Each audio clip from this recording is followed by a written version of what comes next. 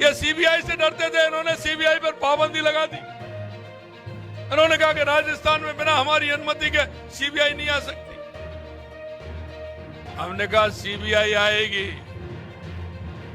घोटालों की जांच करेगी, ये जनता का पैसा है, लुटने नहीं दिया जाएगा, ये भी हमने उनसे वायदा किया है। इन्होंने तो अपना कोर्ट के अंदर हल्फनामा भी दिया था कि राम तो काल्पनिक है।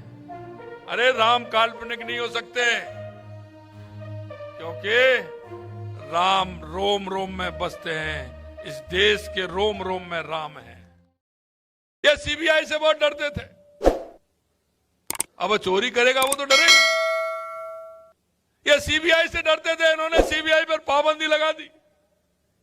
इन्होंने कहा कि राजस्थान में बिना हमारी अनुमति के सीबीआई नहीं आ सकती। हमने कहा सीबीआई आएगी,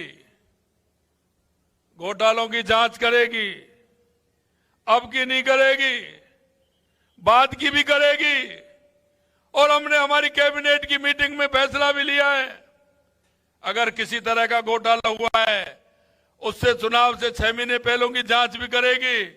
वो कमेटी उसमें जांचेगी, अगर हमें लगेगा तो उसकी जांच भी देंगे, जांच भी कराएंगे। ये जनता का पैसा है, लुटने नहीं दिया जाएगा, ये भी हमने उनसे वायदा किया है। और इसलिए हम आपसे कहना चाहते हैं कि हमने वो सीबीआई की जांच को राजस्थान में इन्होंने रोक लगा रही थी, उसको भी हटाने का काम किया है, जिससे कि ठीक प्रकार से जांच हो सके। हमने खनन के क्षेत्र में भी काम किया है। हमारा लगातार अभियान चल रहा है और उस अभियान के माध्यम से हम जितने भी खनन के माफिया हैं और जिस तरह से अशांति फैलाने का काम करते हैं उनको भी नहीं छोड़ा जाएगा। मित्रों, ये हमेशा हमारा देश संस्कृति और विचार के लिए जाना जाता है। दुनिया में हमारी जैसी संस्कृति कहीं नहीं मिलेगी, लेकिन इस देश के अंदर हजारों सालों की गुलामी रही। कभी हूण आए, कभी कुषाण आए, कभी इस्लाम आया, कभी अंग्रेज आए। हमारी सांस्कृतिक धरातल को इन्होंने नष्ट करने का काम किया। हम मोदी जी के नेतृत्व में दोबारा हमारे सांस्कृतिक धरोहर को हम दोबारा से पुनरुत्थान करने का काम कर रहे हैं। आप देख रहे हो, निश्चित रूप से पूरे देश के अंदर जिस तरह से खुशहाली का वातावरण है, क्योंकि इन्होंने कहा था, इन्होंने तो अपना कोर्ट के अंदर हल्फनामा भी दिया था कि राम तो काल्पनिक है। अरे राम काल्पनिक नहीं हो सकते, क्योंकि राम रोम रोम में बसते हैं। इस देश के रोम रोम में राम है। कितना बड़ा काम माननीय मोदी जी के नेतृत्व में हुआ।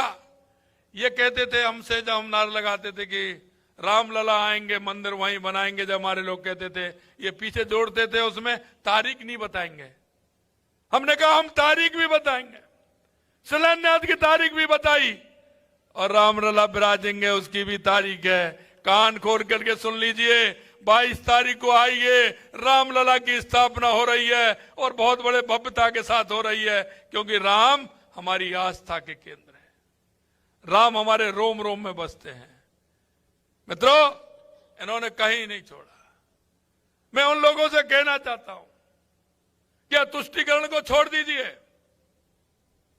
क्योंकि ये भारत मां है। इससे लोगों को जितना प्रेम है आप सोच नहीं सकते।